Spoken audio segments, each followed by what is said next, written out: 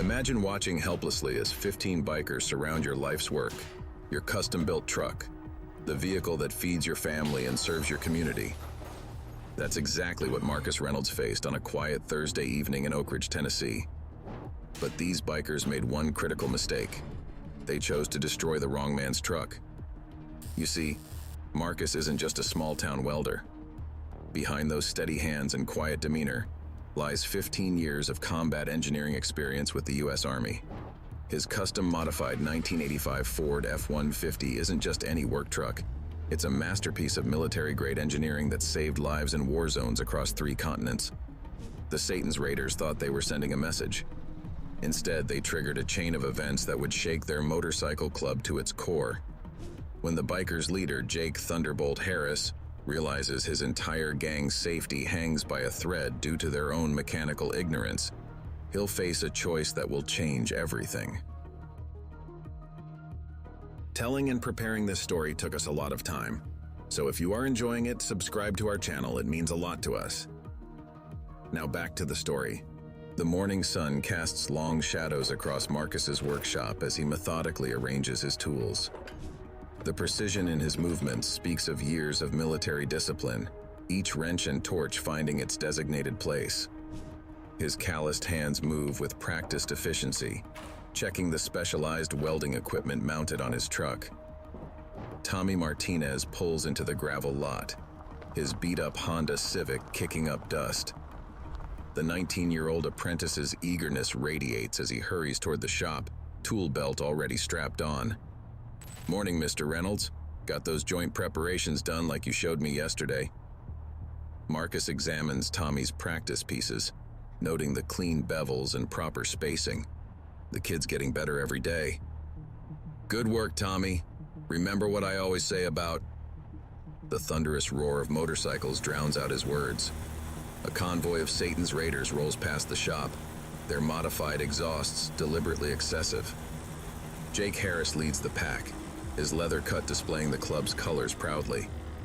He slows down, deliberately eyeing Marcus's truck. Sarah Reynolds steps out from the office, her nurse's scrubs replaced by work clothes for the day. She catches Marcus's eye, sharing a knowing look. They've seen this kind of intimidation before, in different forms, different places. "They've been getting bolder," Sarah says, keeping her voice low. "The diner on 5th Street paid them protection money yesterday." Marcus continues working, his movements never breaking rhythm. A complex welding project for the local agricultural cooperative demands his attention, custom modifications to their harvest equipment that could save them thousands in operational costs. Jake circles back alone, killing his engine outside the shop.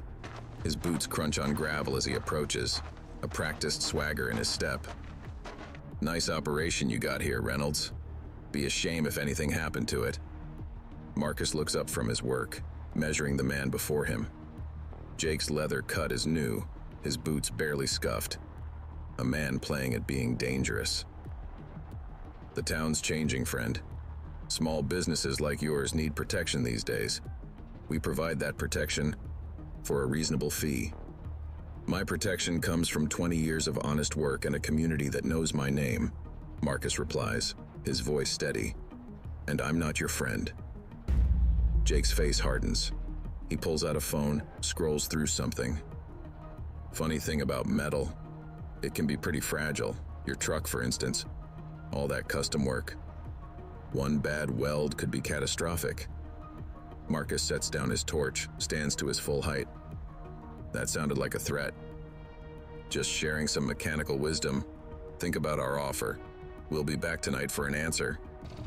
As Jake roars away, Tommy approaches Marcus, worry clear on his young face. "What are we going to do, Mr. Reynolds?" Marcus returns to his work, making a precise adjustment to his torch settings. "We're going to finish Mrs. Chen's tractor modifications. Then we're going to reinforce the shop's security cameras. And then..." He pauses, checking the bevel on a joint. "Then we're going to give them a lesson in engineering they'll never forget." Sarah watches the exchange from the office doorway, her hand instinctively touching the chain around her neck, the one holding both their wedding ring and his combat engineer insignia. Throughout the day, more Satan's raiders pass by, each time slower, each time more deliberate. Marcus notes their bike's modifications, his trained eye catching critical flaws in their custom work. Amateur welds, improper stress distribution, dangerous shortcuts. As evening approaches, storm clouds gather over Oakridge. Tommy left hours ago, despite insisting on staying. Sarah remains in the office, pretending to do paperwork while actually monitoring the security feeds. The first rumble of thunder coincides with the growing roar of approaching motorcycles. Marcus stands in his workshop, surrounded by the tools and machines that have built his life after service. Behind him, the wall displays his combat engineering certificates, medals, and unit photos. "They're coming," Sarah calls from the office. "At least 15 bikes." Marcus nods, watching through the open bay door as the first raindrops hit the dusty ground. His hand rests on his custom welding torch, not a weapon, but a tool of creation. Sometimes, he knows, the difference lies purely in how you use it. The Satan's raiders surround his truck, their bikes forming a circle of chrome and malice. Jake kills his engine, stepping forward into the rain. His face is hidden behind a skull-painted helmet, but his voice carries clearly. "Time's up, Reynolds. What's your answer?" Marcus steps out of his workshop, rain soaking his work clothes. Lightning flashes, illuminating the scene in stark bursts. 15 bikers, their machines, and one man standing firm before them. "My answer is the same as it would have been 15 years ago in Kandahar," Marcus replies. "We don't negotiate with terrorists." The skull helmet tilts slightly. "Wrong answer." The sound of breaking glass shatters the night as the first rock smashes through the truck's windshield. Marcus doesn't flinch, his military training taking over as he catalogs every action, every face, every potential weakness in their formation. The bikers move with practiced coordination, but their overconfidence shows in sloppy positioning. Jake circles the truck, aluminum baseball bat dragging along its custom panels.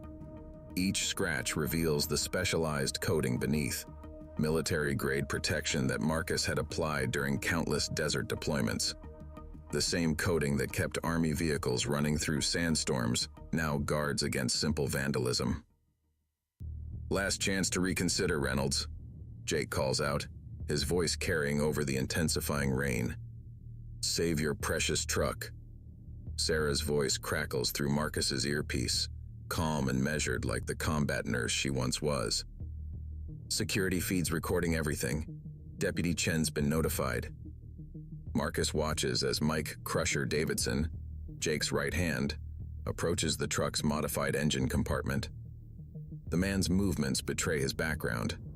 Former mechanic, probably military himself, judging by his stance. He hesitates at the hood, recognizing components that shouldn't be in a civilian vehicle. "Boss, you might want to take a look at this," Crusher calls out, his voice carrying a note of uncertainty. Lightning illuminates the workshop's interior, highlighting the wall of credentials behind Marcus. Combat engineering certificates, advanced welding credentials, military commendations, a lifetime of expertise on display. One of the younger raiders notices, elbowing his companion and pointing. The rain intensifies, streaming off leather jackets and chrome pipes. Marcus remains still, calculating angles and trajectories, his mind running through scenarios like combat simulations. He notices the subtle flaws in their bike's modifications. Amateur welds stressed by excessive vibration, improper weight distribution on custom frames. "You know what your problem is, Jake?" Marcus's voice cuts through the storm. "You think destruction takes strength, but any fool can break things. The real power? That's in knowing how to build them." Jake swings the bat, connecting with the truck's side mirror. The reinforced mount absorbs the impact, sending unexpected vibrations up Jake's arm. He stumbles, cursing. "Engineering is about understanding forces," Marcus continues, taking a step forward. "Every action has an equal and opposite reaction, Newton's third law.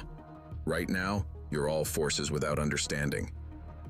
Two raiders move to flank him, but Marcus's positioning is deliberate. The workshop's security lights create blind spots he knows intimately, advantages in terrain, just like in combat zones. Crusher's voice rises again, urgent now. "Jake, these modifications, this ain't regular custom work. This is military-grade engineering." "Shut up and trash it," Jake snaps, but there's new uncertainty in his voice. Marcus moves with sudden purpose, reaching the truck's cab in 3 measured steps. His hand finds the custom panel he installed last summer, fingers dancing across concealed switches. The truck's exterior lights activate in sequence, not standard halogens, but military-grade illumination arrays salvaged from patrol vehicles. The sudden, overwhelming brightness sends the raiders staggering back, night vision shattered. In the stark light, Marcus sees what he's been looking for: hairline stress fractures and critical frame welds on 3 of their bikes, including Jake's. "Your front fork's about to fail," Marcus states flatly, pointing to Jake's motorcycle. "Custom extended rake angle, poorly reinforced. Maybe 50 miles left before catastrophic failure at highway speeds. Crusher sees it too, don't you?" Crusher's face tells the story. He's recognized the same flaw. His military background would have trained him to spot it, even if his civilian certification didn't cover such modifications. "You're bluffing," Jake snarls, but his hand unconsciously moves to his bike's front end. Sarah's voice returns in Marcus's earpiece. "Deputy Chen's 3 minutes out. Keep them talking." Marcus walks to Jake's bike, his movements measured and confident despite the rain and hostile gangs surrounding him. He kneels, pointing to specific welds. "Improper penetration here and here. Metal fatigue showing along this seam. The previous welder used too much heat, weakened the whole structure. One good pothole at speed." He lets the implication hang. More raiders crowd around now, their own concerns about their bikes overriding their intimidation mission. Marcus recognizes the shift in their body language, from predatory to uncertain. "I've seen this kind of failure before," Marcus continues. "Route Tampa, outside Baghdad. Supply convoy hit a crosswind at the wrong moment. Bad welds on an armored panel. Lost 3 good men because somebody rushed their work." The memory hangs heavy in the rain. Even Jake seems to sense its weight. Lightning flashes again, and in that instant, Marcus sees himself back in the desert, teaching young soldiers the difference between a weld that holds and one that fails. Lives always hanging in the balance. "I could fix it," he says finally. "All of them. Show you how to do it right. But we do this my way. No protection money, no threats. You want to learn, you learn properly." Crusher steps forward, his voice carrying the weight of experience. "He's right, Jake. These bikes ain't safe. And if he's who I think he is..." He gestures to the credentials visible through the workshop window. Telling and preparing this story took us a lot of time. So if you are enjoying it, subscribe to our channel. It means a lot to us. Now back to the story. The sound of approaching sirens cuts through the rain. Deputy Chen's patrol car will crest the hill any moment. Jake looks at his bike, then at his gang, then at Marcus.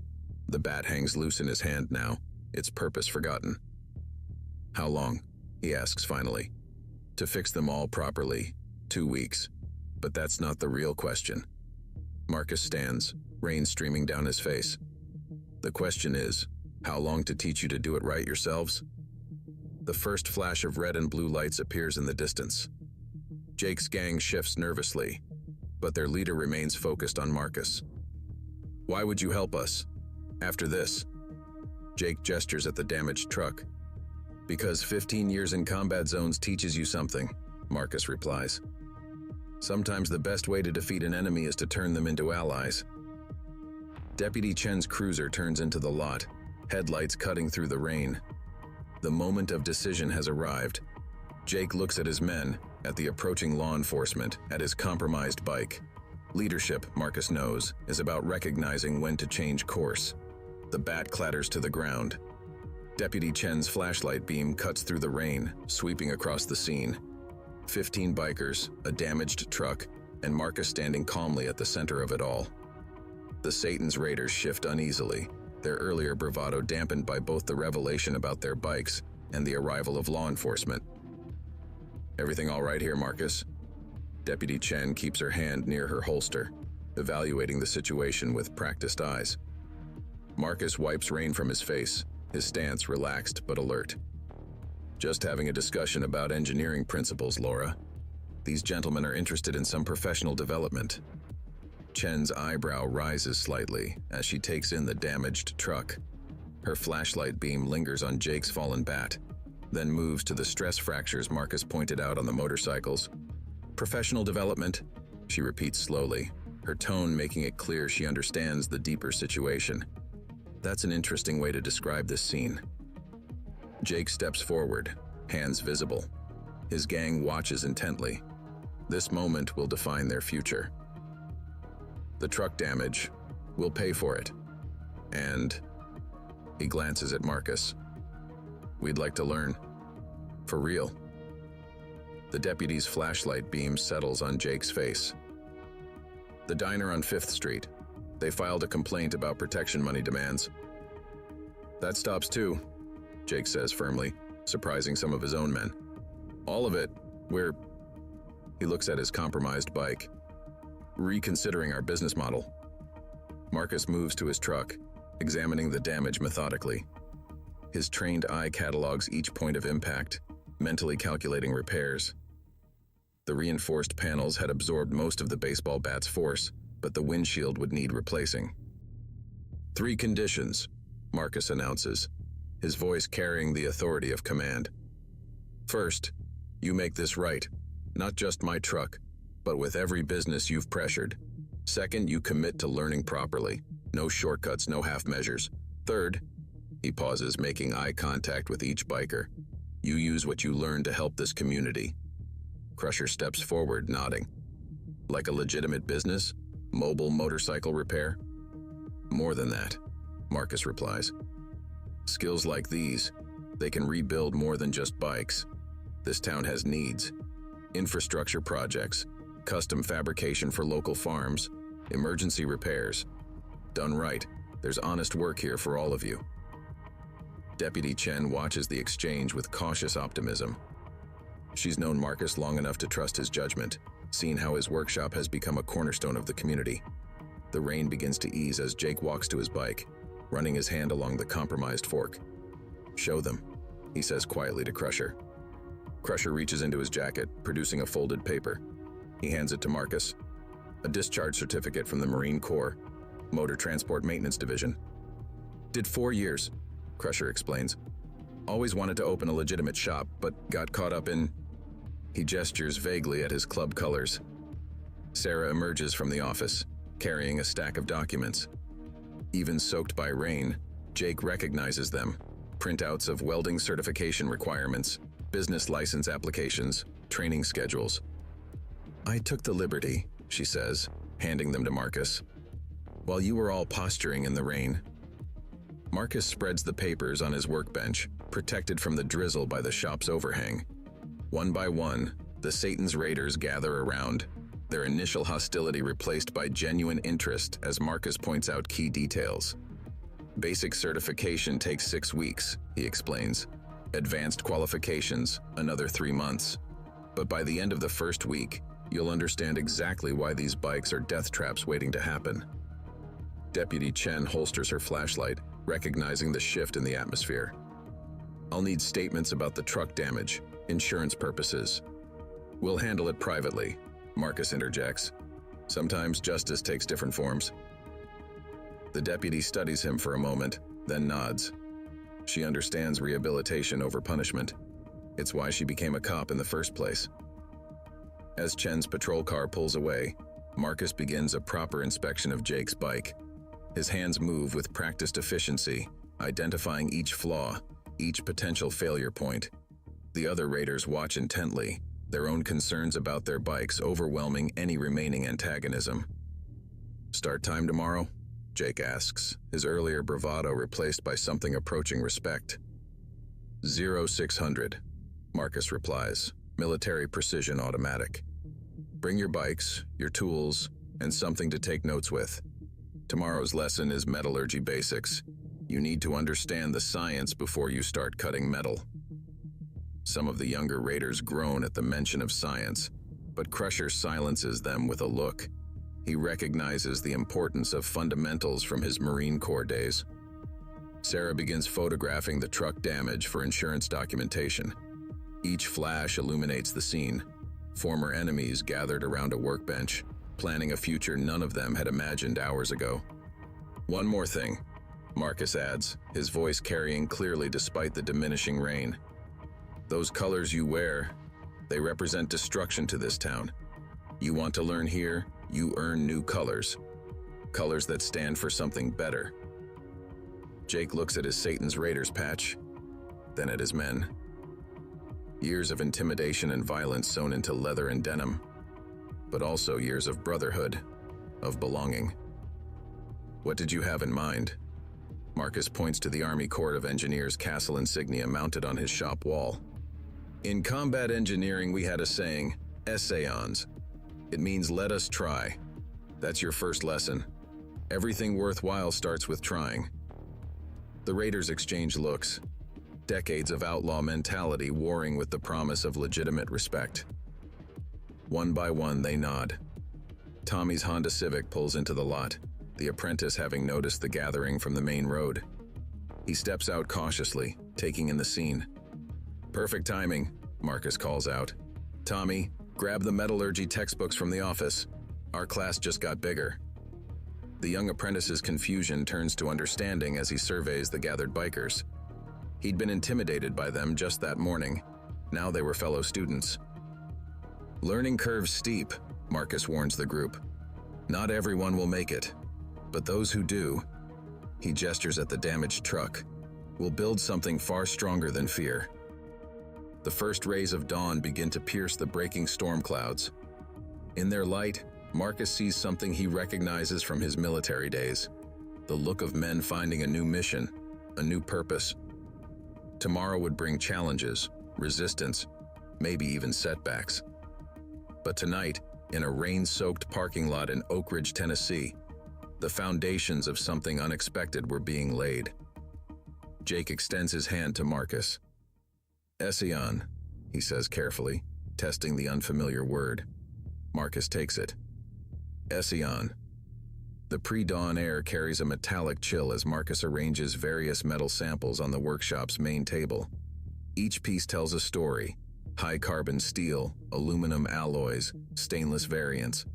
Tools of transformation laid out with military precision. 5:45 a.m. Sarah sets up the coffee station, knowing from experience that early morning lessons require caffeine. Tommy arranges chairs salvaged from the community center, creating a makeshift classroom in the workshop's heart. 6 a.m. sharp. The rumble of motorcycles announces the arrival of the Satan's Raiders. Jake leads the pack, his bike's compromised fork creaking ominously. Behind him, 14 others file in, their expressions ranging from skeptical to curious. Crusher immediately notices the professional setup, the organized workstation, the prepared materials, the projection screen showing metallurgical charts. His Marine background recognizes proper training protocol. First lesson, Marcus announces without preamble, starts with understanding what you've been working with blindly. He lifts a steel bar, letting it catch the workshop's harsh lighting. This isn't just metal, it's chemistry, physics, and engineering combined. A younger raider, barely 20, snickers in the back. We came to learn welding, not attend science class. Marcus's response is measured, practiced. He places the steel bar in a vise, applies specific pressure. The metal groans, then snaps with surprising ease. That was grade 60 steel, improperly heat-treated, similar to what's in your front suspension. His eyes find the young raider. Still think the science isn't important? The demonstration silences the room. Jake examines the broken steel, recognition dawning in his eyes. His own bike carries similar components. Marcus moves through the basics of metallurgy with the efficiency of someone who's taught under fire. He explains grain structures, stress points, thermal expansion, complex concepts broken down into digestible pieces. Sarah observes from her office, noting how some raiders lean forward, genuinely engaged, while others fidget, struggling with the academic approach. She recognizes the pattern from Marcus's previous teaching experiences. Not everyone is ready for change. Theory's important, Marcus acknowledges after an hour, but let's put it into practice. He moves to a workstation where a motorcycle frame lies stripped bare. This is what happens when theory is ignored. The frame bears the scars of amateur modifications, stressed welds, improper reinforcement, metal fatigue at critical points. Marcus traces each flaw, explaining the physics behind each potential failure. Crusher steps forward, pointing to a particular weld. Like what we saw in Baghdad, transport unit, Ozo 7? Marcus nods, a shared memory passing between them. Different vehicle, same principle. Metal doesn't care if it's carrying troops or civilians. Physics is physics. The morning progresses. Marcus demonstrates proper welding techniques, emphasizing the importance of preparation and understanding material properties. Each raider takes turns practicing on scrap metal, their initial bravado giving way to focused concentration. Jake struggles with a particular joint, frustration evident in his tense shoulders. Marcus approaches, adjusts his stance, guides his hands to the proper angle. "You're fighting the metal," Marcus observes. "Work with it instead. Remember what I said about forces." The weld improves immediately. Jake examines his work, newfound respect in his eyes. Different than custom choppers in a garage. "This is engineering," Marcus confirms. "The difference between looking tough and being reliable." Lunch break brings unexpected dynamics. Tommy shares his sandwiches with two younger raiders, their discussion turning to different welding applications. Sarah notices Crusher examining Marcus's military certificates, recognition in his stance. But not everyone embraces the change. A small group gathers outside, led by a raider called Switchblade. Their whispered conversations and darting glances speak of resistance. Marcus recognizes the brewing dissent. He's seen it before in military training. Some men fear change more than danger. The afternoon session focuses on practical applications. Marcus guides them through basic repairs, emphasizing safety protocols and proper documentation. "In the military," he explains while demonstrating a complex joint, "we log every weld. Someone's life might depend on knowing when and how a repair was made." Switchblade's voice cuts through the lesson. "We ain't in the military. This whole setup, it's not our style." Marcus sets down his torch, faces the dissenter. "Your style nearly got your president killed. That fork would have failed at highway speed. Style doesn't mean much in a crash." The tension rises. Other raiders watch the exchange, allegiances shifting visibly. Jake steps between them. "He's right. We've been lucky, not smart. That changes now."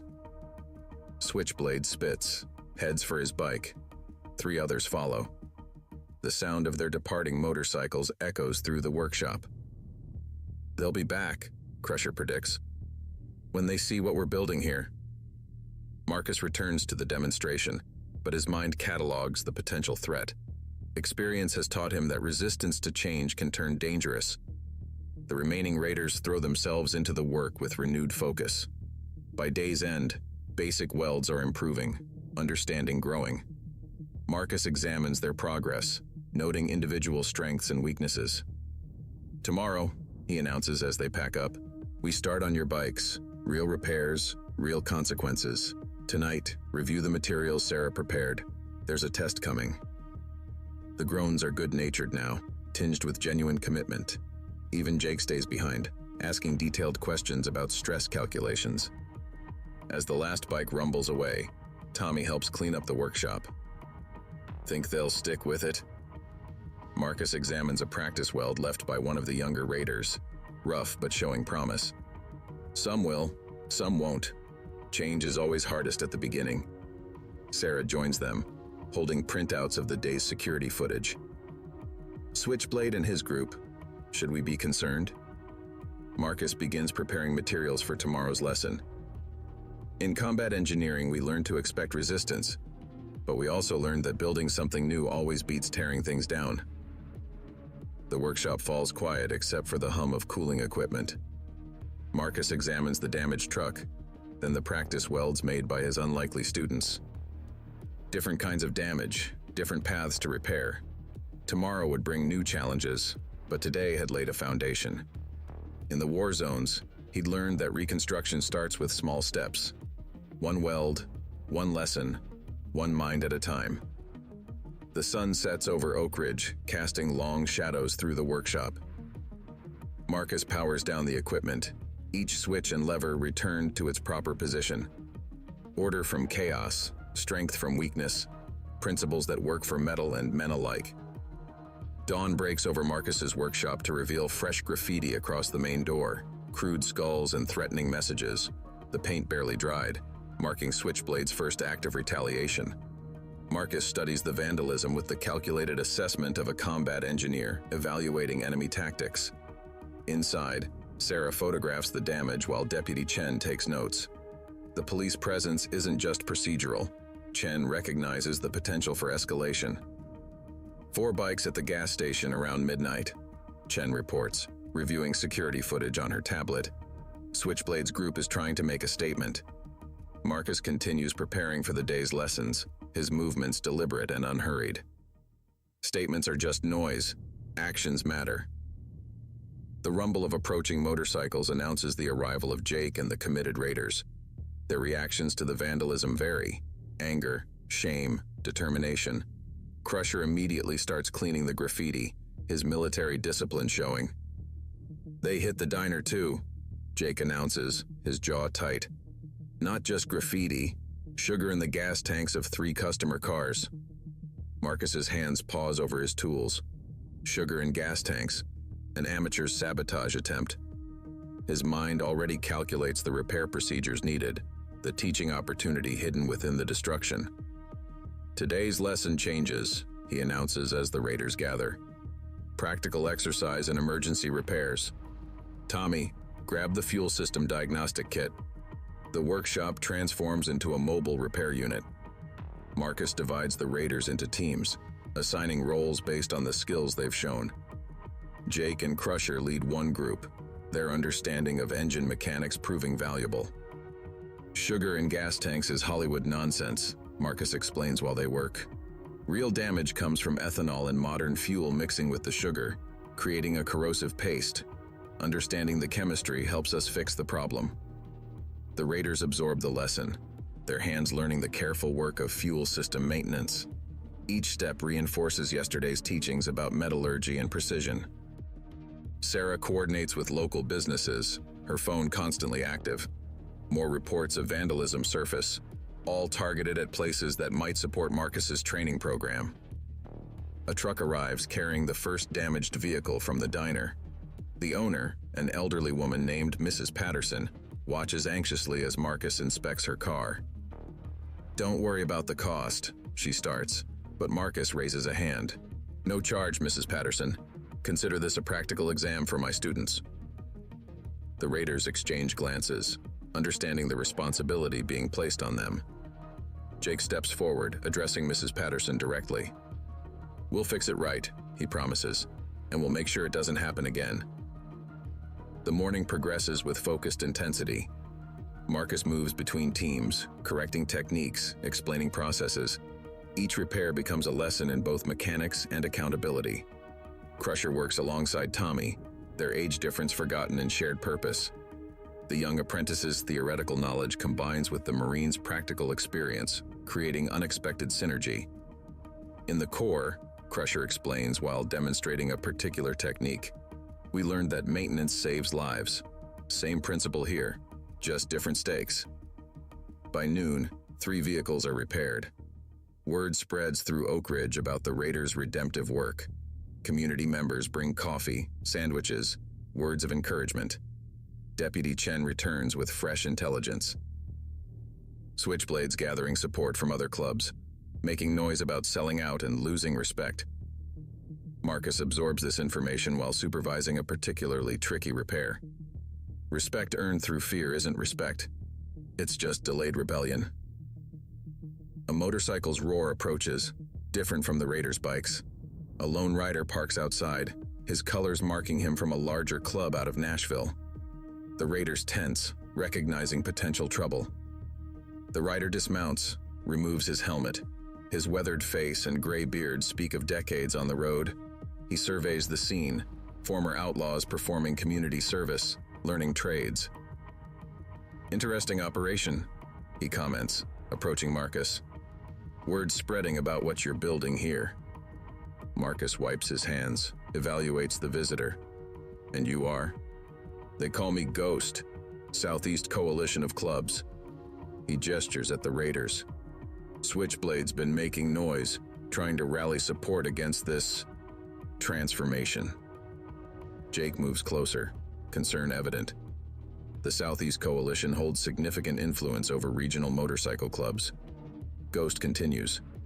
"Thing is, we've been watching, seeing real change happen. My question is, got room for more students?" The tension breaks.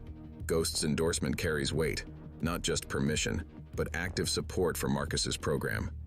"Always room for those willing to learn," Marcus responds. "But my standards don't change." Ghost nods, understanding. "Good, because there's more than just bikes that need fixing in this region.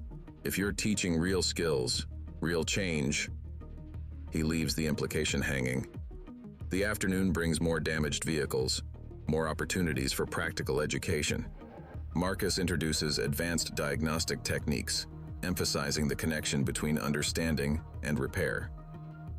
Sarah updates the training documentation, adding new certification paths based on the day's experiences.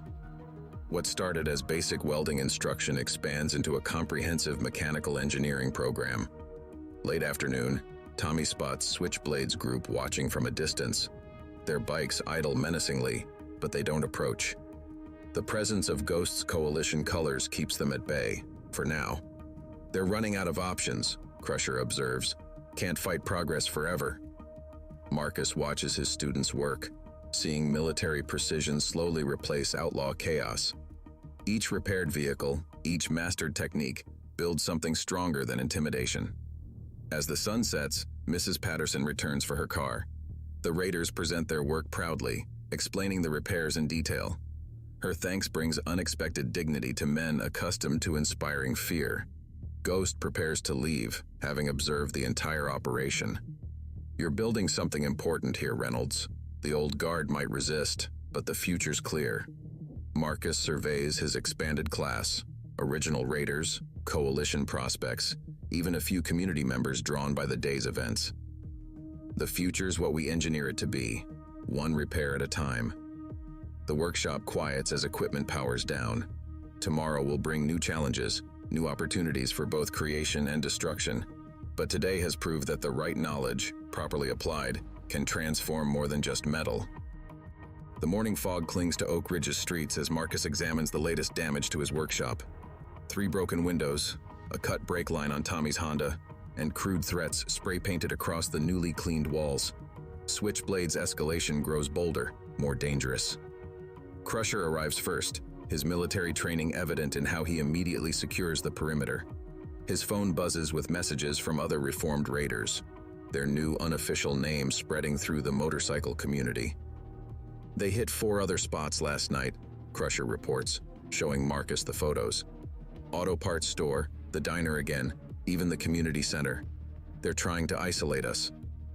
Marcus sorts through his tools with methodical precision, each movement calculated.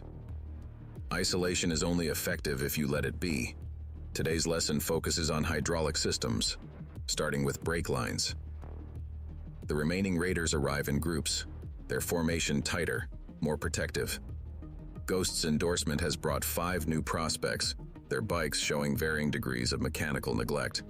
Jake supervises their arrival, his leadership evolving from intimidation to organization. "Before we start," Marcus announces to the assembled group, "check your bikes, thoroughly. Switchblade's crew is escalating from vandalism to sabotage." The inspection reveals 2 more cut brake lines and 1 compromised fuel line. Marcus watches his students apply their learning, identifying sabotage with growing expertise. Sarah emerges from the office with Deputy Chen. The police officer's expression is grim.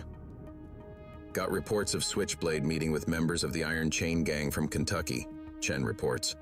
They're known for more than just vandalism. Marcus absorbs this information while guiding a prospect through proper brake line inspection. Desperation makes people predictable. They're following a pattern I saw overseas, escalating threats to maintain control. The day's lesson begins with brake system diagnostics. Marcus demonstrates proper pressure testing, fluid dynamics, and the critical nature of precise connections. Each student practices, their movements becoming more assured. Engineering isn't just about building, Marcus explains, highlighting a particularly well-executed repair. It's about understanding systems, predicting failure points, preventing catastrophes. Tommy works alongside a former raider named Max, their age similarity bridging the gap between civilian and outlaw cultures. They're installing reinforced brake lines, sharing knowledge about tool selection and material properties. A motorcycle's distinctive rumble approaches, different from their known allies. Jake and Crusher move to defensive positions learned from Marcus's training. A single rider appears, wearing Iron Chain colors. The messenger dismounts, delivers his message with practiced menace. Switchblade sends terms. Stop this reformation nonsense. Return to traditional club activities or face consequences. You have until midnight. Jake steps forward, but Marcus raises a hand, studying the messenger's bike with professional interest. Your front disc brake assembly. It's showing stress fractures. Common problem with that model year, especially with amateur modifications. The messenger's facade cracks slightly. Marcus continues. Those fractures will catastrophically fail within 50 miles at highway speeds. Could kill you, maybe others. Want us to fix it while you're here? Confusion crosses the messenger's face. Threat delivery shouldn't involve mechanical diagnosis. Marcus is already moving to the brake assembly, pointing out obvious flaws. See here, metal fatigue from improper torque settings. And here, heat damage from incorrect pad material. Engineering doesn't care about club politics.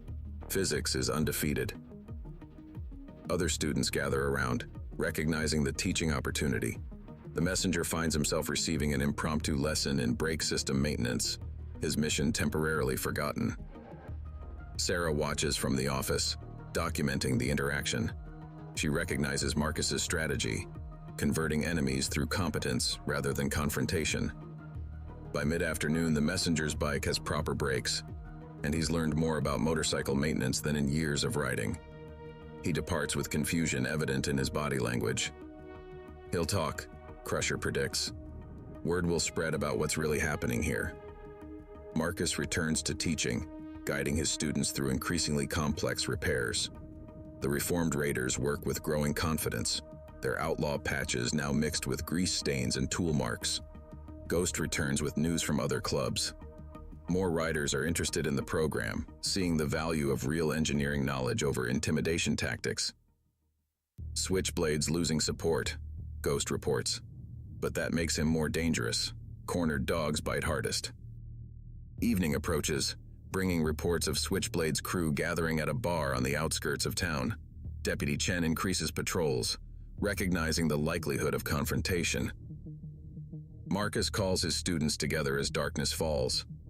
Tonight might bring trouble. Remember your training, not just the mechanics but the principles. We're building something here that's stronger than violence. Jake organizes security rotations, positioning riders to protect key locations.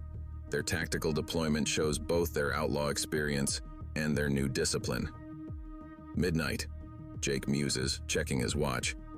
Think they'll actually make a move? Marcus begins securing the workshop, each tool returned to its proper place. They'll try, but they're forgetting something important. What's that? Tommy asks, helping with cleanup. In engineering, every action has a calculated reaction. We've been calculating since day one. The workshop's security lights illuminate the growing fog, creating shadows that move like memories of combat zones. Marcus watches his students prepare for potential conflict, seeing not outlaws or reformers, but engineers in training. Sarah reviews the day's documentation, adding notes about conflict resolution through technical education. The program is evolving beyond mere mechanics into something more transformative. Midnight approaches, bringing with it the promise of confrontation. But in Marcus's workshop, surrounded by tools and knowledge, a different kind of power is taking shape. The power of creation over destruction, of understanding over intimidation. The fog thickens, but Marcus's students remain focused, their hands steady on their tools. They've learned that true strength lies not in threatening violence, but in mastering the forces that shape both metal and men. The workshop's clock ticks toward midnight, each second measured in the steady hum of idling motorcycles. Marcus moves through final equipment checks, his students positioned strategically around the property. Their formation reflects both their outlaw experience and their new engineering precision. Crusher's voice crackles over the radio. Movement on the East Road. Multiple bikes, running dark. Through the security cameras, Marcus watches Switchblades approach. 15 bikes, plus reinforcements from the Iron Chain Gang. Their attempt at stealth betrayed by poorly maintained exhaust systems, a diagnosis Marcus's students can now make from sound alone. Remember, Marcus broadcast to his defenders, we're engineers first. Everything that happens next should prove that. The attackers kill their engines 2 blocks away, rolling in silently. But Marcus's preparations extend beyond the visible. Pressure sensors, salvaged from military surplus and repurposed by his students, track every approach. Jake's voice remains steady on the radio. Counting 23 hostiles, they're splitting into teams. Sarah activates additional security measures, not weapons, but systems designed to defend through technical superiority. High-intensity lights, calibrated sound deterrents, and carefully positioned obstacles created during practical engineering exercises. Switchblade's voice carries through the fog. Last chance, Reynolds. Stop corrupting our brothers with this engineering nonsense. Marcus steps into view, his stance relaxed but alert. Interesting choice of words. Corruption implies decay. What we're doing here is the opposite. We're building, strengthening, improving. The first wave of attackers moves forward, chains and crude weapons visible. But Marcus's students have prepared for this moment, applying their new knowledge in unexpected ways. Tommy activates the first defense, a network of ultrasonic emitters, carefully tuned to affect motorcycle engines. Several of the attackers' bikes sputter and die, their amateur fuel system modifications unable to compensate. Basic fluid dynamics, Marcus calls out to the confused attackers. Your modified carburetors are especially vulnerable to harmonic disruption. We covered that in Tuesday's lesson. Switchblade signals for a direct assault, but his men encounter another engineering solution. The ground around the workshop, apparently solid, shifts unexpectedly.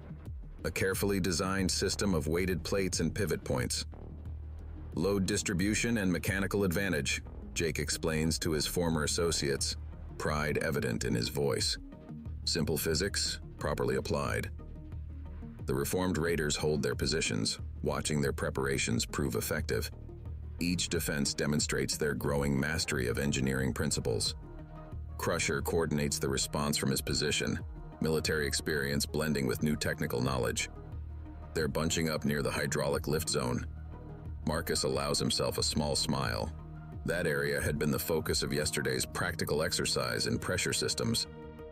At his signal, Tommy engages the modified lift systems. Carefully controlled bursts of hydraulic pressure create a defensive barrier, transforming repair equipment into protection. Switchblade's frustration builds as his attack falters against technical innovation. This isn't how bikers fight. You're right, Marcus responds. This is how engineers solve problems. Notice how your bikes are overheating? That's because your cooling systems are compromised by poor modification choices. We can fix that for you. The offer of technical assistance rather than violence catches several attackers off guard. Some lower their weapons, engineering curiosity overcoming outlaw loyalty. Sarah's voice comes through Marcus's earpiece. Police response is intentionally delayed. Deputy Chen's giving us time to resolve this our way. The confrontation reaches its pivot point as one of Switchblade's key lieutenants steps forward, examining a disabled bike. These systems, they're actually brilliant. The precision in these countermeasures. Marcus approaches the lieutenant, talking about metal stress and proper maintenance, as if they're in a normal lesson. Other attackers gather around, professional interest overtaking aggressive intent. Switchblade watches his attack dissolve into an impromptu engineering seminar. His remaining loyal followers shift uncertainly, caught between violence and fascination. "This is what defeat looks like now?" Switchblade snarls, revving his engine. "No," Marcus corrects him. "This is what evolution looks like. Your bike's making sounds that indicate serious transmission issues. Could be catastrophic at high speeds." Ghost emerges from the shadows, other coalition leaders with him. They've witnessed the entire encounter, violence prevented through superior engineering and education. "The old ways are changing," Ghost announces. "Clubs need to adapt or fade away. What's happening here? This is the future." Switchblade guns his engine in defiance, but the sound confirms Marcus's diagnosis. Metal groans in ways that make every trained ear wince. "That transmission has maybe 5 minutes left," Marcus estimates. "Unless you'd like us to take a look at it. Teaching opportunity for the night class." The tension breaks as several of Switchblade's own men laugh. They've seen enough to recognize real power, not in violence or intimidation, but in knowledge and skill. One by one, bikes are wheeled into the workshop's light. Former attackers become impromptu students, asking questions about their machines. Marcus's original students lead the discussions, demonstrating their growing expertise. Switchblade watches his authority dissolve, replaced by something he doesn't understand. His bike's transmission makes one final protest before ceasing completely. "Might want to let us help with that," Jake suggests to his former rival, "unless you're planning to push it home." Dawn approaches as Marcus surveys the scene. His workshop has become an overnight teaching center, former enemies working alongside his students to repair and improve their machines. "Think this is really the end of it?" Tommy asks, helping diagnose a particularly troublesome engine. Marcus watches Switchblade reluctantly accepting help from Jake and Crusher. End of one chapter, beginning of something better. The night's events spread through the motorcycle community like a technical revolution. The reformed Raiders' reputation grows not through fear, but through expertise and innovation. Sarah updates the class roster, adding names from 3 different clubs.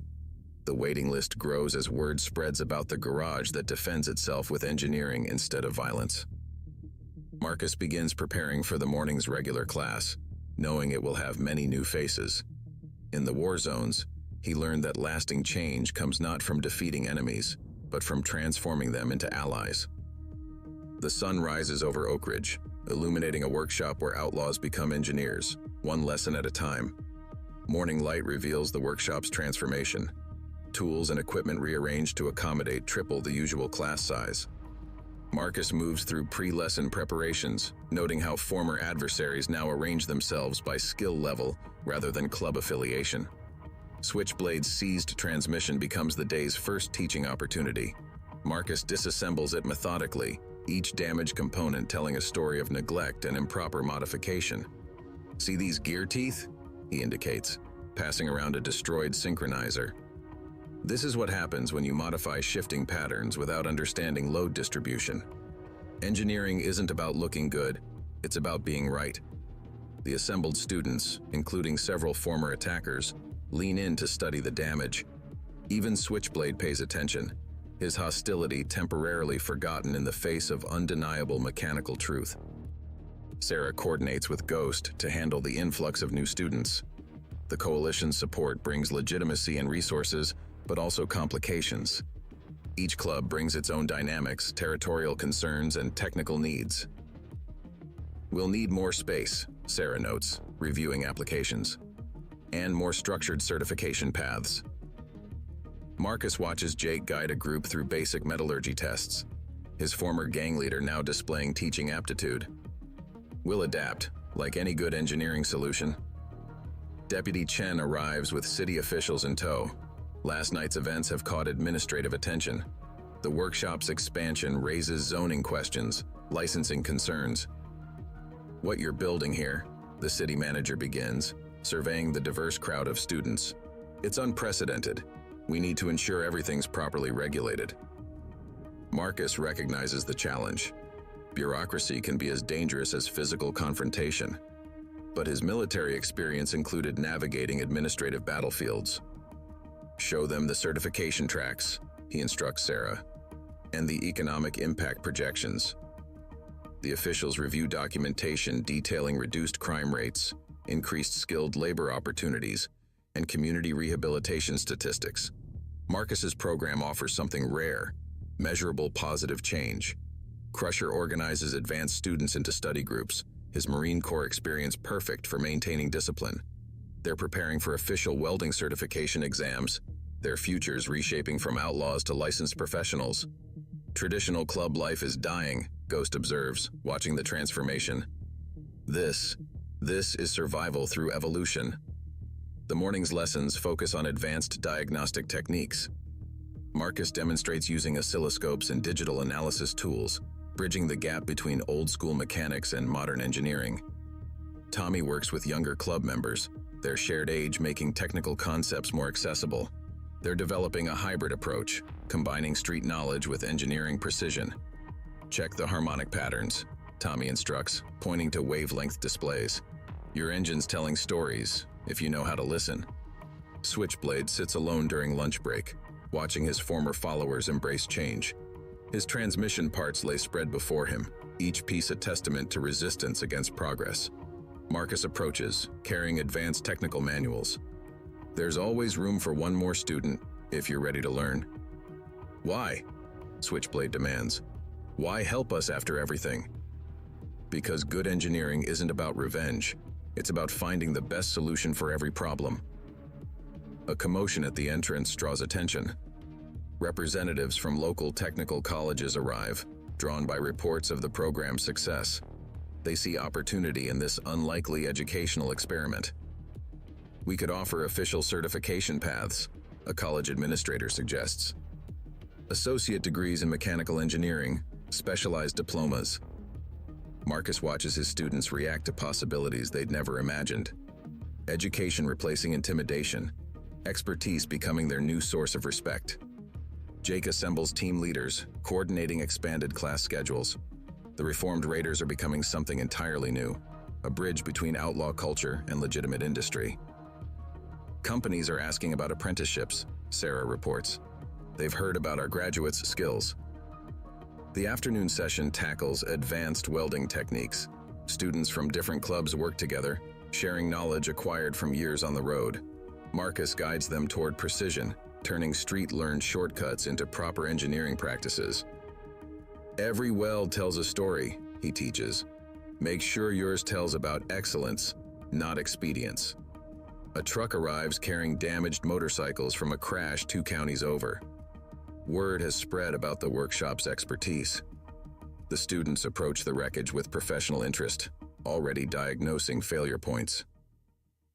"This is what happens without proper engineering," Marcus indicates twisted frames and sheared bolts. "These riders were lucky, others might not be." The lesson hits home. Many students recognize their own bikes could have similar vulnerabilities. The rush for inspection equipment shows how far they've come from last night's confrontation. Ghost meets with Marcus and Sarah as evening approaches. Other coalition chapters want to replicate the program. The transformation is spreading beyond Oakridge. "We'll need instructors," Ghost notes. "People who understand both worlds." Marcus watches Jake and Crusher lead diagnostic sessions, their natural leadership now channeled into education. "We're already training them." Switchblade finally approaches the transmission class, setting aside his pride to learn. The workshop accepts him without comment, another student choosing knowledge over conflict. Sarah updates the curriculum to include business management and professional certification preparation. The program evolves beyond basic repairs into comprehensive career training. As sunset paints the workshop in golden light, Marcus reflects on the day's transformation. Former enemies work side by side, united by the pursuit of engineering excellence. In the Army, he tells his assembled students, "We learned that the strongest weapon is knowledge. Today proved that again." The evening class begins, focusing on electronic diagnostic systems. The workshop glows with purpose, each student contributing to something larger than themselves. Tomorrow will bring new challenges, new opportunities for growth. But tonight, In a transformed workshop in Oakridge, the sound of learning drowns out old echoes of conflict. News spreads fast in the motorcycle world. Within days, Marcus's workshop becomes a pilgrimage site for club members seeking more than just basic repairs. Today's morning class finds riders from 3 states crowding the expanded workspace, their patches representing decades of road history. Marcus guides advanced students through a complex engine rebuild, each component revealing the science behind the machine. Internal combustion isn't about power, he explains, indicating worn valve seats. It's about controlled chaos, understanding the forces at work. The former Satan's Raiders, now proudly wearing engineering division patches, assist new arrivals. Jake works with a group from Memphis, their custom choppers displaying familiar modification flaws. See this stress pattern? Jake points to a hairline crack. 2 more weeks of riding, this frame would have failed at highway speed. Let's talk about proper load distribution. Sarah manages an expanding administrative network from the renovated office. Technical college partnerships, certification tracking, job placement programs. The operation grows more sophisticated daily. Marcus, she calls out, holding up urgent paperwork. State licensing board wants to inspect the facility. They're talking about creating a new certification category. A distinctive rumble approaches, different from their usual visitors. 3 bikes pull in, their riders wearing executive patches from one of the largest motorcycle manufacturers in America. Word travels, the lead rider announces, removing his helmet. We've been hearing about this program, about outlaws becoming engineers. Marcus watches his students' reactions. Pride mingles with wariness. Corporate attention brings both opportunity and risk. We're interested in your certification process, the executive continues. Our R&D department needs people who understand both engineering theory and real-world application. Crusher leads a group of advanced students through suspension dynamics testing, the equipment now supplemented by professional-grade diagnostic tools. Theory meets practice, he demonstrates, displaying oscilloscope readings.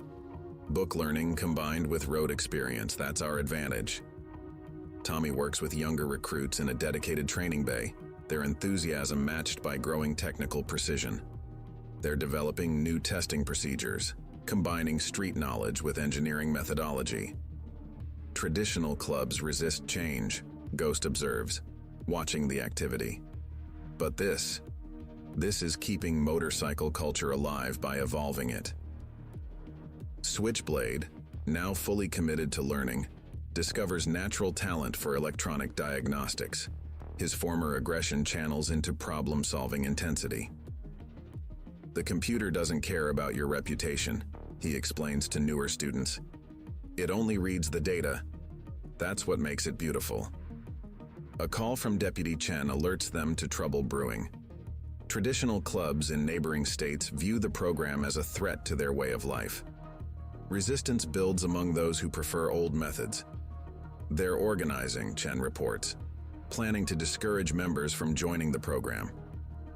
Marcus absorbs this information while supervising a critical welding test. Can't stop progress with intimidation. Engineering always wins. The afternoon brings a demonstration of advanced materials testing. Students learn to use ultrasonic scanners, stress analysis software, thermal imaging equipment. Modern engineering isn't just about what you can see, Marcus teaches. It's about understanding what's happening at the molecular level. Sarah coordinates with legal advisors, protecting the program's growing intellectual property. Their teaching methods, combining outlaw experience with engineering precision, prove uniquely valuable. Major manufacturers want to hire our graduates, she tells Marcus, but they also want to understand our methodology.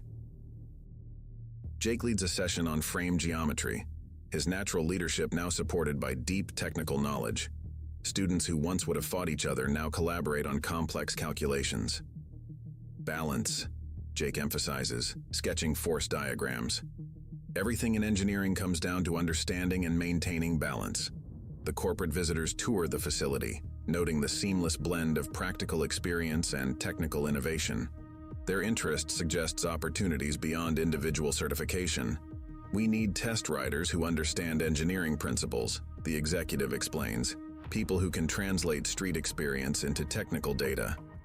Ghost meets with Marcus as evening approaches, bringing reports from other chapters. The program's influence spreads, changing motorcycle culture from within. Old guards losing ground, Ghost reports. Can't argue with results. When bikes built by your graduates outperform everything else on the road. Marcus watches Switchblade mentor new students, the former antagonist now one of their most dedicated instructors. Transformation comes in many forms. Understanding beats ignorance, Switchblade tells his group. Every single time. The day's final class focuses on project management. Students learn to document their work, prepare professional reports, navigate industry standards. Engineering isn't just about building, Marcus reminds them. It's about creating systems that others can understand and maintain. Sarah reviews applications for the next class, noting increased diversity. Women riders, corporate mechanics, custom builders, all seeking the unique knowledge they offer. We're not just teaching skills, she observes. We're changing the industry's culture. Tommy leads the evening maintenance crew, ensuring equipment readiness for tomorrow's classes. His youth program attracts teenagers who might otherwise drift into trouble. Give them something real to master, he explains. Watch how fast they leave the dead-end stuff behind. The corporate team departs with proposals for partnership. Their interest validates the program's approach, but Marcus remains focused on the core mission. We'll consider offers, he tells Sarah, but we don't compromise our standards. Night falls over the workshop, but learning continues. Advanced students prepare for professional certification exams, their dedication illuminated by work lights. Marcus moves through the facility, noting how far they've come from those first tense days. Each bay tells a story of transformation, technical, personal, cultural. In combat engineering, he shares with a late-night study group, we learned that the strongest structures adapt to pressure. They don't just resist it. Tomorrow will bring new challenges, new opportunities for growth. But tonight, in this unlikely Academy of Engineering Excellence, the future of motorcycle culture takes shape. The sound of precision tools and focused discussion fills the workshop, drowning out old echoes of conflict. Here, in the heart of Tennessee, outlaws become engineers, one lesson at a time. The morning fog carries distant motorcycle engines, not the usual students arriving for class, but something more ominous. Marcus reviews security footage showing multiple traditional clubs gathering at the county line. Their intentions clear in their numbers and formation. 50 bikes at least, Crusher reports, his military training evident in his assessment. Old guard leadership from 3 states. They're making a statement. Marcus continues preparing for the day's advanced engineering certification class, his movements deliberate and focused. Statements only matter if they're backed by facts. Today's lesson covers structural integrity under stress. Seems appropriate. Inside the workshop, students from formerly rival clubs work together on complex diagnostic problems. The reformed Raiders example spreads, their engineering excellence attracting respect across traditional boundaries. Sarah coordinates with Ghost and Deputy Chen, monitoring the situation. They're calling it a preservation ride, claiming we're destroying club culture. Culture evolves or dies, Ghost responds, watching new students practice precision welding techniques. They're fighting the future. The morning's first test comes as a group of traditional club leaders arrives, their bikes intentionally loud, modified for intimidation rather than performance. Marcus notes the technical flaws in their machines, even as they park. Reynolds, their spokesman, growls, removing mirrored sunglasses. You're changing things that ain't meant to be changed. Marcus adjusts settings on a digital diagnostic display. Like those intake manifolds you've modified? The ones creating dangerous heat stress on your engine blocks? The leaders exchange glances as Marcus continues his technical assessment. 3 of your bikes are running dangerously rich. 2 have critical stress fractures in their frames. And that custom chopper? He points to their lead bike. The front-end geometry's so compromised it's practically suicide at highway speeds. Jake steps forward, documentation ready. We can show you the data. Engineering doesn't care about tradition. It cares about facts. Inside, Tommy leads a group of younger students through advanced computer modeling. Their screens display stress analysis of common modification failures, each lesson built from real-world examples. "Your way is dying," the spokesman insists. But uncertainty creeps into his voice as he watches students master technology that could save riders' lives. Switchblade emerges from the diagnostic bay, his former reputation now transformed by technical expertise. "Remember when you said that about fuel injection? About ABS? How'd that work out?" The confrontation draws attention from current students. They gather not in aggressive posture, but with professional interest, already analyzing flaws in the visitors' machines.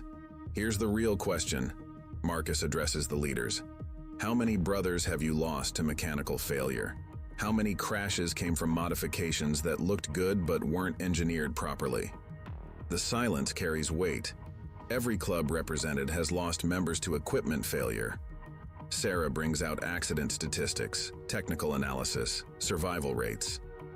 "Our graduates' bikes don't fail. Their work saves lives. That's the culture we're building." A commotion at the entrance announces new arrivals. Representatives from major manufacturers, custom shops, even military contractors. Their presence wasn't planned, but proves perfectly timed. "We're here about the engineering program," a corporate executive announces. "The industry needs what you're building here." The traditional leaders watch as company representatives discuss contracts, apprenticeships, research opportunities. The future materializes before them. Legitimate power replacing outlaw mythology. "Your members are already coming to us," Marcus tells them. "Not because we're destroying anything, but because we're building something better." Ghost organizes a technical demonstration. Advanced students display their skills, combining traditional knowledge with engineering precision. Each test, each certification, each innovation proves their worth. "This is still about freedom," Jake explains to the visitors. "Freedom that comes from mastery, not just rebellion." The corporate representatives tour the facility, noting the unique combination of street experience and technical excellence. Their interest validates the program's approach. "We need engineers who understand real-world application," a manufacturing director explains. "Your graduates have both the theory and the practical experience." Throughout the day, tension gives way to curiosity. Even the most resistant traditional leaders can't deny the quality of work being produced. Their own bikes betray the need for proper engineering. "Could you really fix these problems?" one finally asks, indicating his modified engine. Marcus guides him to the diagnostic bay. "Better, we can teach you to prevent them." Understanding beats trial and error every time. Sarah updates the waiting list as more visitors request information about certification programs. The resistance transforms into reluctant recognition of necessity. "Evolution isn't about destroying the past," she explains. "It's about building a better future." The afternoon brings unexpected allies. Veterans organizations express interest in the program's rehabilitation aspects. Community colleges discuss accreditation partnerships. "This is bigger than bikes now," Ghost observes. "You're changing how people think about transformation." Tommy works with a group of traditional club members, showing them modern diagnostic equipment. Their initial skepticism fades as they recognize the potential. "Your experience matters," he tells them. "We're just adding precision to what you already know." Marcus watches the integration of old and new, seeing the future of motorcycle culture taking shape. Power through knowledge replacing power through intimidation. In combat engineering, he shares with gathered leaders, "We learned that the strongest unit combines experience with innovation. That's what we're building here." As evening approaches, the resistance leaders depart with applications for future classes. Their visit, intended to intimidate, instead reveals the inevitable direction of progress. "Can't stop the future," Crusher observes. "Can only choose to be part of it." The workshop continues its regular schedule.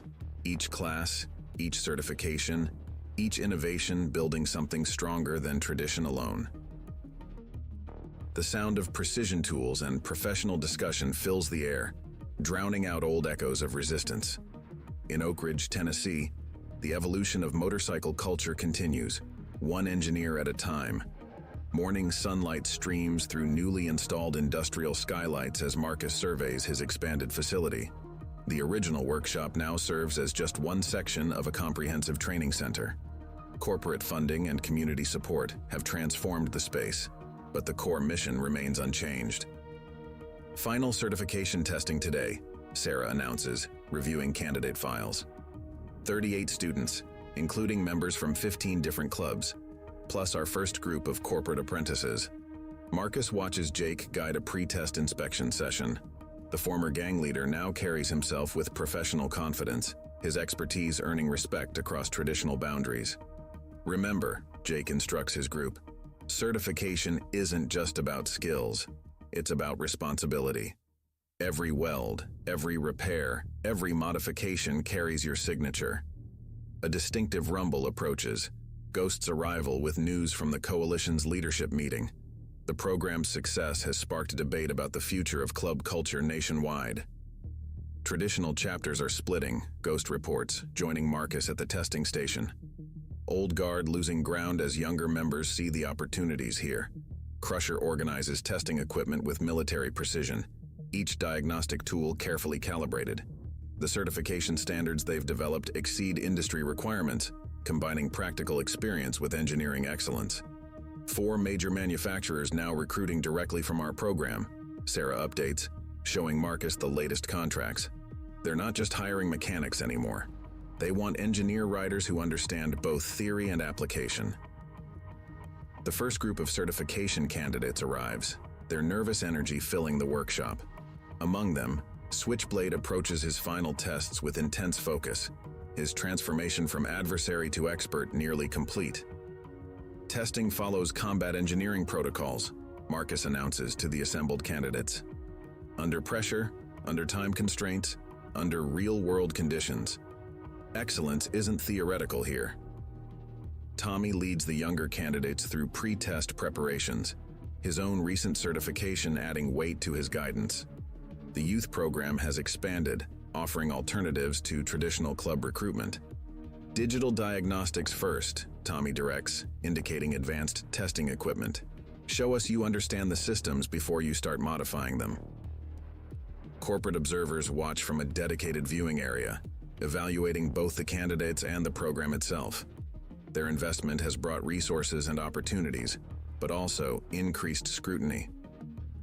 Your methodology is unique, a manufacturing director notes. Combining street experience with engineering precision, it's revolutionizing how we approach development. The testing begins with complex diagnostic challenges. Candidates face intentionally flawed systems, their success measured not just in repairs made but in problems prevented. Sarah coordinates with certification boards, documenting each test phase. The standards they've established are becoming industry benchmarks, influencing training programs nationwide. Traditional certification focuses on known problems, she explains to observers. We test for understanding of underlying principles. Our graduates don't just fix issues, they prevent them. Jake supervises structural integrity testing, his experience with street modifications proving invaluable. Each candidate must demonstrate mastery of both theoretical knowledge and practical application. Balance, he reminds them, indicating stress test results. Engineering is about managing forces, understanding limits, respecting physics. Ghost brings reports of other clubs starting similar programs, seeking guidance and support. The transformation spreads beyond Oakridge, changing motorcycle culture from within. Your graduates are becoming instructors, he tells Marcus. The knowledge multiplies, grows stronger with each generation. Switchblade excels at electronic diagnostics, his intensity now focused on mastering complex systems. His journey from resistance to expertise symbolizes the program's core purpose. Understanding beats ignorance. He repeats his favorite lesson while calibrating testing equipment. Every single time. The afternoon brings advanced welding certification tests. Candidates demonstrate precision under pressure, their work subjected to rigorous analysis. Marcus moves between testing stations, evaluating not just technical skills but problem-solving approaches. Combat engineering taught him that excellence under pressure reveals true mastery. In the field, he shares with nervous candidates, "You won't have perfect conditions. Show us you can adapt, improvise, maintain standards regardless of circumstances." Sarah reviews preliminary results with certification board representatives. The program's success rate exceeds expectations, validating their innovative approach. "We're not just producing technicians," she explains. "We're developing engineering leaders who understand both theory and application." Tommy's youth group observes the testing, their own future goals taking shape. The program's impact extends beyond immediate participants, influencing the next generation. "See how they approach each challenge?" he guides his students. "That combination of knowledge and experience, that's real power." Corporate recruiters conduct interviews between test phases, offering opportunities that would have seemed impossible months ago.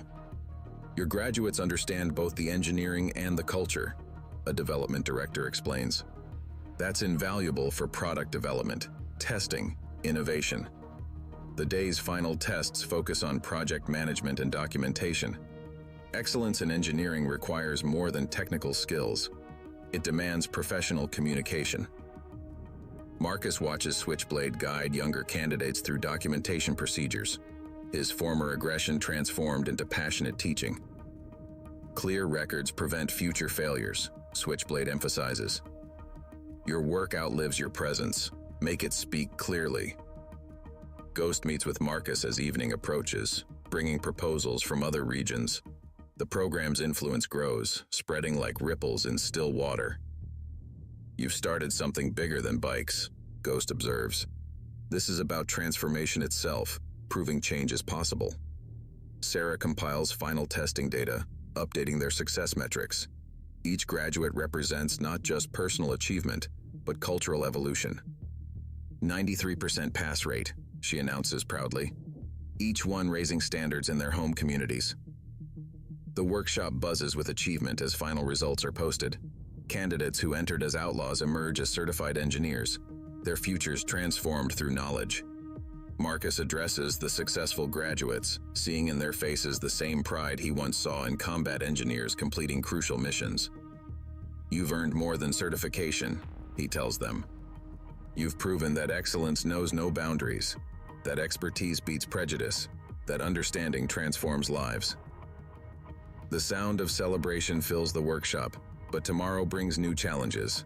More candidates arrive daily, each seeking the knowledge that turns outlaws into engineers. In Oakridge, Tennessee, the revolution continues, not through violence or intimidation, but through the quiet power of technical mastery and professional pride. Dawn breaks over an expanded campus as Marcus inspects newly installed training equipment. Major manufacturers have invested heavily in the program, transforming the original workshop into a state-of-the-art engineering facility. Yet he ensures the core principles remain unchanged. "First group of international students arrives today," Sarah announces, reviewing applications from motorcycle clubs across Europe and Asia. "Our reputation's gone global." Jake leads morning diagnostics training, his teaching style combining street wisdom with engineering precision. The reformed Raiders' success has made them sought-after instructors, their methods revolutionizing motorcycle maintenance education. Environmental sensor data shows unusual readings, Jake demonstrates to an advanced class. Who can identify the pattern and predict potential failures? Ghost arrives with news from a national coalition meeting. Traditional clubs across the country now face a choice: adapt to the new standards or lose members to programs like Marcus's. They're calling it the engineering revolution, Ghost reports, watching students calibrate testing equipment. "Your graduates are changing the industry from the inside out." Crusher supervises the installation of advanced simulation systems, his military experience valuable in maintaining operational discipline. The new technology allows students to test designs under virtual conditions before actual modification. Combat engineering taught us to simulate before we build. he explains to curious observers. Same principle applies here. Understand the forces before you challenge them. Tommy works with the Youth Development Program, now expanded to include high school students interested in engineering careers. His own journey from apprentice to instructor inspires the next generation. See how the stress patterns change? He guides a student through simulation results. Engineering isn't just about power, it's about understanding consequences. Switchblade, now a certified instructor, leads a masterclass in electronic diagnostics. His transformation complete, he exemplifies the program's ability to convert opposition into expertise. Traditional mechanics react to problems, he teaches. Engineers prevent them through understanding. That's the difference we're making. Corporate representatives arrive for quarterly assessment, their interest extending beyond motorcycle engineering. The program's success in rehabilitation and technical education attracts attention from diverse industries. Your methods could revolutionize technical training across sectors, a manufacturing executive observes. The combination of practical experience and engineering theory, it's unique. Sarah coordinates with international certification bodies, standardizing their methodology for global implementation. What started as local conflict resolution has evolved into a worldwide movement. Programs in Germany and Japan want to adapt our curriculum, she tells Marcus. They see the value in bridging street experience with engineering excellence. The morning's advanced class tackles complex modification analysis. Students from formerly rival clubs work together, their past conflicts forgotten in shared pursuit of knowledge. Marcus guides them through failure mode analysis, each example drawn from real-world accidents. Understanding why things fail helps us build things that last. That's not just engineering, that's responsibility.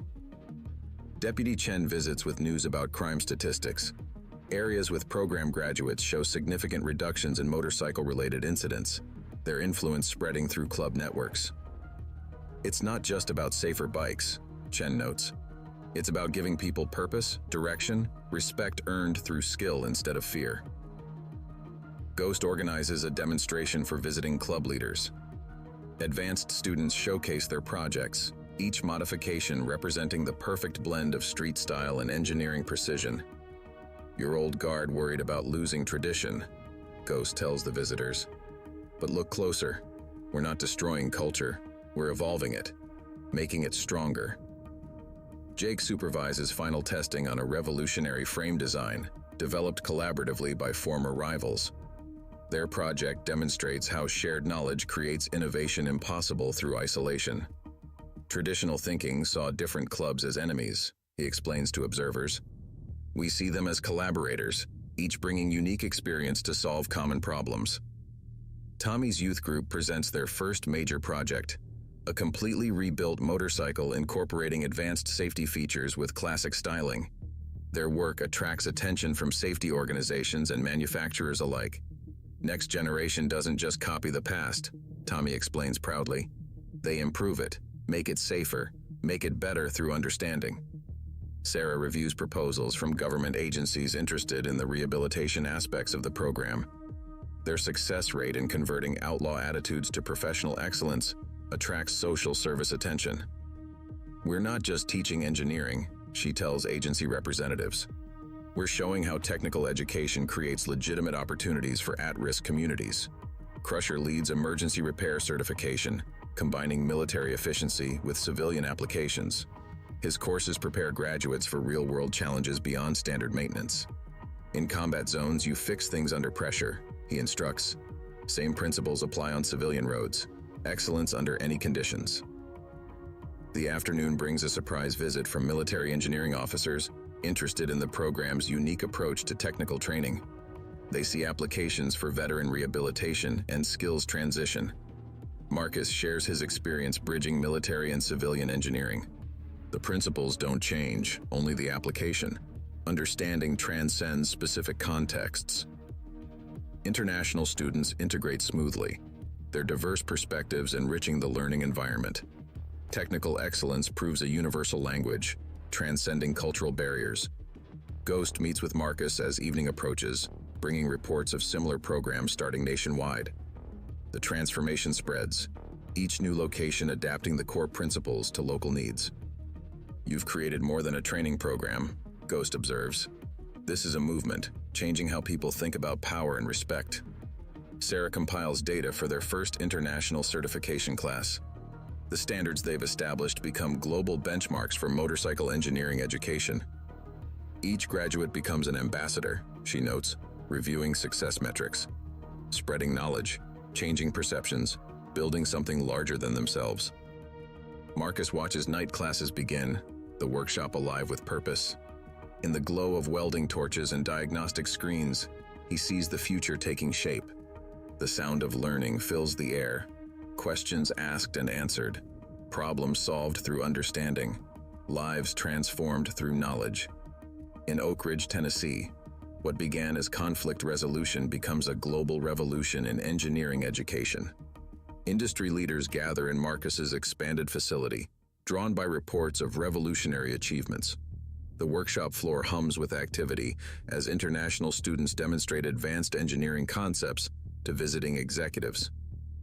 6 months ago, these were rival club members, Sarah explains to the observers.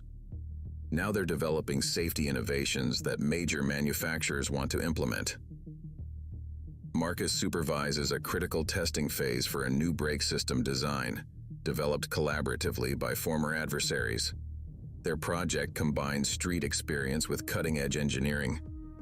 Traditional thinking saw speed as power, he instructs the testing team. Real engineering understands that control is power, safety through superior design. Jake leads a multinational group through advanced diagnostics, translation software bridging language barriers. Technical expertise proves universal, transcending cultural differences. Watch the harmonics pattern, he indicates on the diagnostic display. Metal stress speaks the same language everywhere. Physics doesn't need translation. Ghost arrives with representatives from European motorcycle clubs, their leather cuts marking them as traditional leaders confronting change. They watch students master complex engineering principles with growing interest. Your reputation spreads, Ghost tells Marcus privately. Old guard everywhere faces the same choice: evolve or become obsolete. Crusher coordinates with military liaison officers, developing programs for veteran integration. Their combat engineering experience proves valuable in civilian applications. Structure, discipline, precision, he emphasizes during a training session. Same principles that kept us alive in combat zones now save lives on civilian roads. Tommy's youth program expands internationally, video conferences connecting students across continents. Their shared passion for engineering excellence bridges geographical divides. See how German engineering principles align with Japanese precision standards? He guides his global class. Excellence is universal. We just combine approaches for better results. Switchblade demonstrates advanced electronic systems to visiting club leaders, his transformation from opponent to expert instructor complete. Resistance to change nearly killed me, he admits openly. Understanding saved me. Now we spread that understanding worldwide. Sarah manages growing corporate partnerships, ensuring commercial interests don't overshadow their core mission. Major manufacturers now adapt their designs based on program insights. Our students understand both engineering theory and real-world application, she explains to industry representatives. That combination drives innovation. The morning's advanced class tackles complex materials science. Students from 4 continents collaborate on stress analysis, their diverse perspectives enhancing problem solving. Marcus guides them through failure prevention protocols, each lesson drawn from global accident data.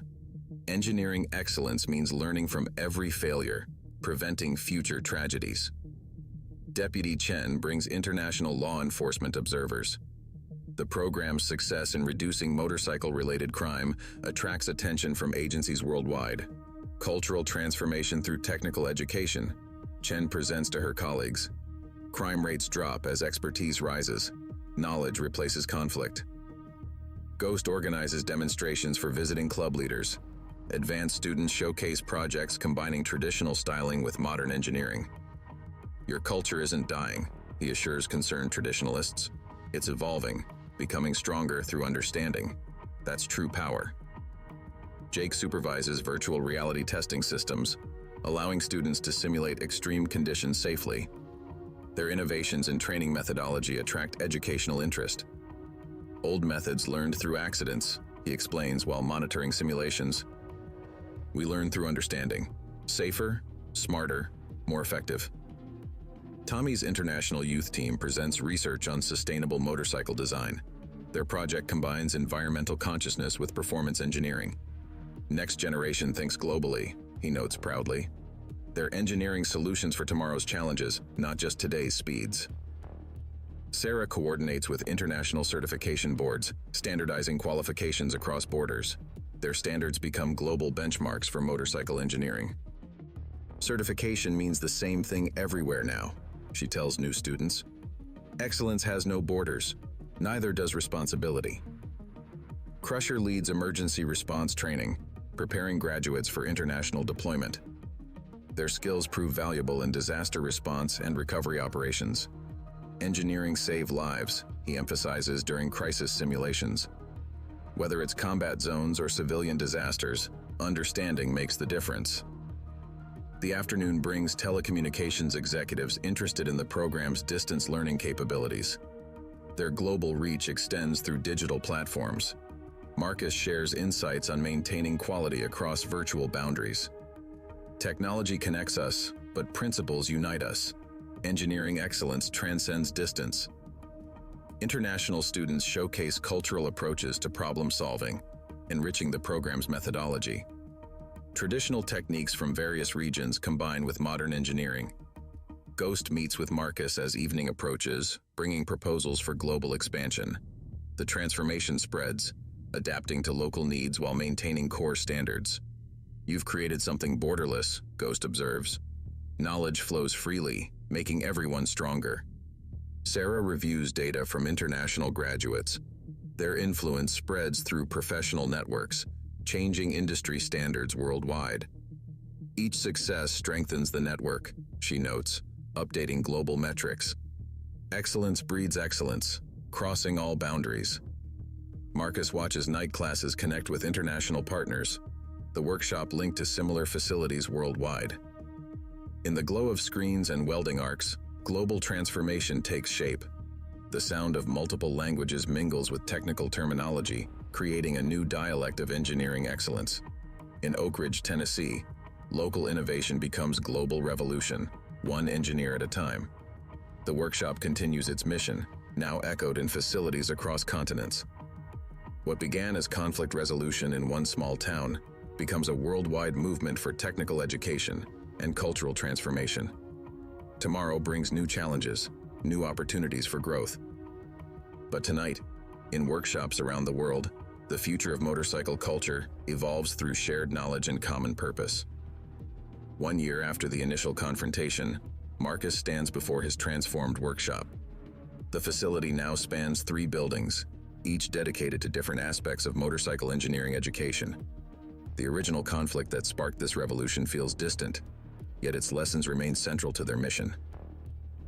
Major announcement coming from the coalition, Ghost says, arriving early for the day's executive meeting. International chapters are officially adopting your engineering standards as mandatory requirements. Sarah organizes documentation for a landmark presentation. Their program's methodology has attracted attention from educational institutions worldwide. Harvard Business School wants to create a case study, she tells Marcus. They're calling it the Engineering Revolution, transforming outlaw culture through technical excellence. Jake supervises final testing on their most ambitious project yet, a completely reimagined motorcycle design combining classic aesthetics with cutting-edge safety features. Every component tells our story, he explains to visiting industry leaders. Traditional knowledge enhanced by engineering precision.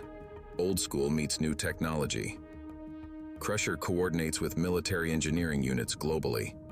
Their rehabilitation program becomes a model for veteran integration across services. Combat engineers understand the stakes, he briefs a group of military observers. We're applying that same life or death attention to civilian safety. Tommy leads the now international youth development program, his original apprenticeship evolving into a global mentorship network. See how the stress patterns transfer through the modified frame, he demonstrates to students across 5 continents via holographic display. Engineering principles remain constant, no matter where you are. Switchblade, once their fiercest opponent, now heads certification standards for the international program. His journey from resistance to leadership embodies their core message. Understanding begins with admitting what you don't know, he tells a new class. That's when real engineering starts. The morning brings representatives from major transportation agencies. Their safety innovations attract attention beyond the motorcycle industry. Your approach to combining practical experience with engineering theory, a government official notes, it's revolutionizing how we think about transportation safety. Marcus guides advanced students through quantum analysis of metal fatigue patterns. Their research pushes boundaries between traditional craftsmanship and cutting-edge science. In combat engineering, we learned that understanding saves lives, he explains while calibrating sensitive equipment. Now we're applying that principle to every aspect of motorcycle design. Sarah manages expanding corporate partnerships as major manufacturers integrate their methodology into production processes. They're not just hiring our graduates, she reports.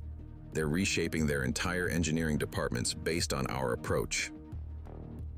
Ghost organizes a demonstration of their latest innovations. Former rival club members now collaborate on projects that redefine motorcycle safety and performance. Remember when we thought power meant intimidation? He asks visiting club leaders. Now we understand. Real power comes from knowledge. Jake leads certification testing for international instructors. Their standards spread through global networks, creating consistent excellence worldwide. Each graduate becomes a center of transformation, he explains during evaluation. Excellence multiplies through understanding. Tommy's youth program presents breakthrough research on accident prevention. Their fresh perspective combines with experienced insight to create innovative solutions. Next generation isn't bound by old limitations, he tells industry observers. They see possibilities we never imagined. Crusher supervises emergency response simulations, preparing graduates for real-world challenges. Their skills prove valuable in crisis situations globally. Engineering excellence under pressure, he drills his team. That's what saves lives when seconds count. The afternoon brings unexpected visitors, leaders from traditional clubs who once opposed their program. They watch students master complex engineering principles with growing respect. Marcus demonstrates advanced welding techniques, each movement precise and purposeful. Understanding metal behavior at the molecular level. That's where art meets science. Sarah reviews global impact data, documenting transformation across continents. Their influence spreads through professional networks, changing industry culture worldwide. Statistics show 80% reduction in motorcycle-related incidents where our graduates operate, she presents to observers. Knowledge prevents tragedies. Ghost meets with international chapter representatives, coordinating global implementation of their standards. What started here in Oakridge, he reflects, now shapes motorcycle culture worldwide. That's the power of engineering excellence. The workshop buzzes with multiple languages as students from diverse backgrounds collaborate on innovative projects. Technical expertise bridges cultural divides. Jake supervises testing on experimental safety systems, their development combining street wisdom with engineering precision. Traditional knowledge told us what worked, he explains to observers. Engineering helps us understand why and how to make it better. Tommy's international team demonstrates virtual reality training systems, their innovation making advanced education accessible globally. Distance doesn't limit learning anymore, he shows visiting educators. Excellence spreads at the speed of understanding. Switchblade leads advanced diagnostic training, his transformation from opponent to expert instructor inspiring new students. Every machine tells a story, he teaches. Engineering lets us read those stories, prevent tragic endings. Marcus watches his expanded facility operate with precision born of understanding. Each student, each project, each innovation builds something larger than themselves. Sarah compiles data for their 5-year strategic plan. The future promises even greater transformation through technical education. We're not just changing motorcycle culture, she notes. We're proving that understanding can transform any conflict into cooperation. The day concludes with a global video conference connecting similar facilities worldwide. Their network grows stronger through shared knowledge and purpose. Ghost summarizes their journey for new students. What began as confrontation became revolution, not through violence, but through excellence. Marcus prepares tomorrow's lessons, each day bringing new challenges and opportunities. The workshop that once faced destruction now creates future innovation. The sound of learning fills every corner. Questions asked and answered, problems solved through understanding, lives transformed through knowledge. In Oakridge, Tennessee, and now across the globe, the engineering revolution continues.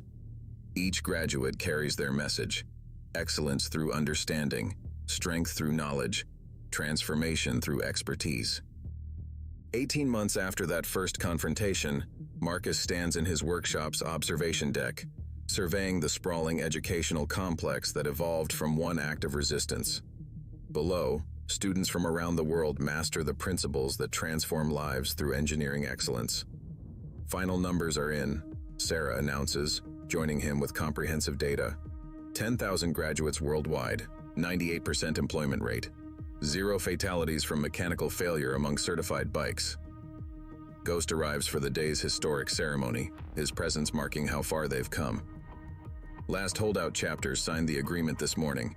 Engineering certification is now standard across all major motorcycle clubs globally.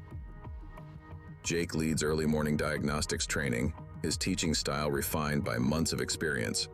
Former rivals work together seamlessly, their shared pursuit of excellence erasing old boundaries. Watch the harmonic patterns, he instructs a multinational class. Every vibration tells a story. Engineering lets us understand the language of machines. Crusher coordinates with military attachés from 5 nations. Their program becomes standard curriculum for combat engineering units transitioning to civilian life. Same principles apply everywhere, he explains during demonstration. Whether it's battlefield repair or street safety, excellence saves lives. Tommy's youth program has expanded beyond expectations, nurturing the next generation of engineering innovators. His original apprenticeship spawns a global movement. See how theoretical models match real-world performance? He guides students through simulation data. That's engineering perfection, when understanding meets application. Switchblade, now Director of International Standards, prepares for certification ceremonies. His transformation from opponent to leader embodies their core mission. Year ago, I thought power came from fear, he addresses gathered students. Now I understand. Real power comes from knowledge shared. The morning brings industry leaders for the unveiling of their crowning achievement, the Phoenix Project, a motorcycle that revolutionizes safety without sacrificing style. Marcus guides observers through innovative features. Every component represents collaboration between street experience and engineering precision, traditional wisdom enhanced by modern science. Sarah manages media coverage as their story reaches global audiences. Their message of transformation through technical excellence resonates across cultures. What started as conflict resolution, she tells reporters, evolved into worldwide revolution in how we approach both engineering and rehabilitation. Ghost organizes demonstrations showcasing their comprehensive impact. Graduate teams display innovations that merge classical design with cutting-edge safety. Old school aesthetics, new school engineering, he presents to observers. Preserving culture while advancing technology. That's true evolution. Jake supervises final testing on global certification standards. Their methodology becomes industry benchmark for technical excellence. Each graduate carries responsibility, he reminds testing candidates. Your signature means lives protected through understanding. Tommy's international research team presents breakthrough findings in accident prevention. Their work combines youth innovation with seasoned experience. Next generation sees possibilities we never imagined, he shares with industry partners. They're engineering tomorrow's solutions today. Crusher leads emergency response demonstrations, showing how technical expertise transforms crisis management. Engineering under pressure, he instructs during simulations. When seconds count, understanding makes the difference between tragedy and triumph. The afternoon ceremony draws participants from every chapter of their story. Former antagonists stand together, united by shared commitment to excellence. Marcus addresses the gathering, his words translated in real time to audiences worldwide. Engineering isn't just about machines, it's about transforming how we solve problems. Sarah coordinates with global partners as similar facilities open across continents. Their model spreads, adapting to local needs while maintaining core standards. Excellence knows no borders, she tells international representatives. Understanding transcends cultural differences. Ghost reflects on their journey with new students, sharing wisdom earned through transformation. Power through fear destroys, he teaches. Power through knowledge builds. That's the choice we made.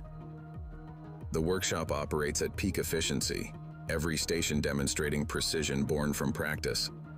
Students master skills that change lives through understanding. Jake guides advanced testing on safety innovations, each breakthrough protecting future riders. Their influence reaches beyond motorcycle culture. Engineering saves lives, he shows through accident prevention data. Understanding prevents tragedy. That's our real achievement. Tommy's Global Youth Network presents unified research advancing motorcycle safety. Their collaboration proves excellence transcends generations. See how different approaches complement each other? He demonstrates through international projects. That's the power of shared knowledge. Switchblade leads certification ceremonies, his presence testament to possibility of change. Each graduate represents potential for transformation. Your certificates mean more than technical skill, he tells new engineers. They represent commitment to excellence that saves lives. Marcus watches ceremony proceedings with quiet pride. The workshop that faced destruction now creates future innovation globally. Sarah updates their legacy documentation, recording journey from conflict to worldwide revolution. Their story inspires similar transformations across industries.